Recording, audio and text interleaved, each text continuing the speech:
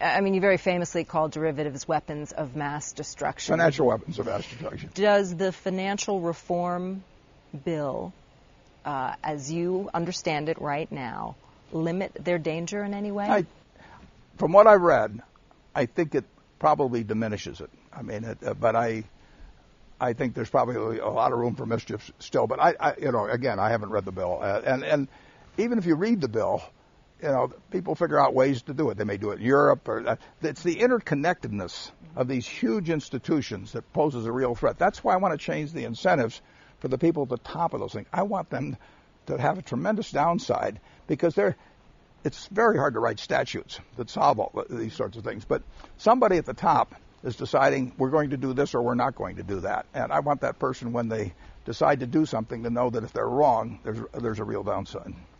Do you think Americans have reason to be angry at the big banks? And do they have reason to be angry at Goldman, even though they played, as you suggested, a different role? No,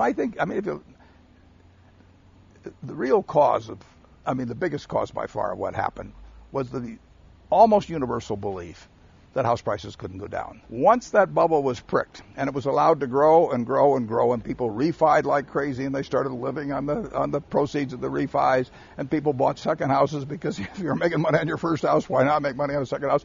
And people lied on their applications because it wasn't going to make any difference. The house was going to go up, and who's hurt by a little lying on the application? And the mortgage broker felt the same way, and the guy that securitized it felt the same way. So that was the proximate cause, in my view, of what happened. And everybody, all kinds of people contributed. Millions of people who lied about, their situation on their mortgages contributed to it. But Freddie Mac contributed, Fannie Mae, Congress who supervised them, the media. Everybody was on board on this one. That's the only way you can have a huge bubble is to have sort of a mass delusion, and we had one. And are we going to have one again? Someday, but it won't be the same. It is the nature of humans when they are making money effortlessly, and they see their neighbor making money effortlessly. And you had it in day trading, and not that many years ago.